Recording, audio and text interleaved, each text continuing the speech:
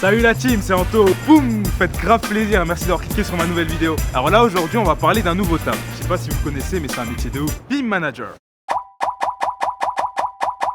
Bon allez dégagez. Alors t'inquiète pas, c'est normal, j'ai eu la même réaction que toi.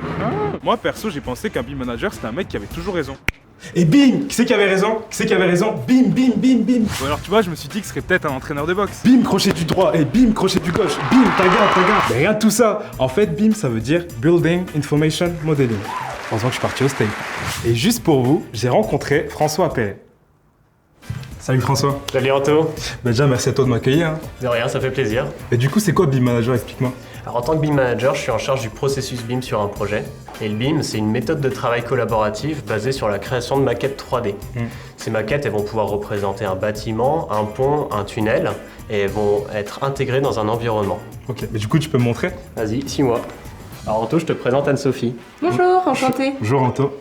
Alors tu vois, Anne-Sophie, elle a ouvert une maquette, elle est en train de travailler sur une maquette BIM. Du coup, c'est toi qui crée la maquette 3D en fait. Alors non, moi je modélise pas directement, mais je vais assister les équipes de modélisateurs et les ingénieurs pour que tout le monde puisse en profiter et utiliser les maquettes pour notre conception au quotidien. Bah, admettons que moi je vais devenir BIM Manager, tu me conseillerais de faire quoi comme étude après le bac? Alors la majeure partie des BIM managers sont soit architectes, soit ingénieurs. Alors moi par exemple j'ai un diplôme d'ingénieur de l'INSA de Rennes en génie civil et urbain. Et récemment, il y a 2 ans en fait, j'ai fait un master spécialisé sur le BIM management en alternance. Si t'as juste la théorie, ça suffit pas.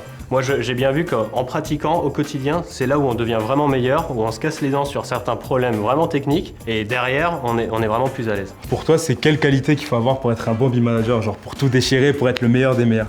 Alors pour être vraiment un bon manager, il faut être bon en relations humaines et il faut aimer la technique et les sciences. Le BIM c'est 80% d'humain et 20% de logiciel et de process. Mais est-ce que tu penses que c'est un métier d'avenir? Est-ce que par exemple dans 20 ans, si je fais ce métier, j'aurai du taf?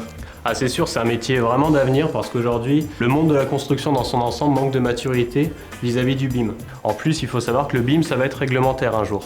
Donc tout le monde devra s'y mettre et alors, nous en tant que BIM manager, on interviendra sur tous les projets. Donc en gros, il faut être bon en communication, bon en maths, préférer la voie de l'alternance. Franchement, ton taf, il déchire François. Quant à vous, si vous avez kiffé cette vidéo, je vous invite à aller sur le site Concepteur d'Avenir pour découvrir d'autres métiers et les secteurs qui recrutent. Allez, salut la team, c'était Anto. On se revoit vite.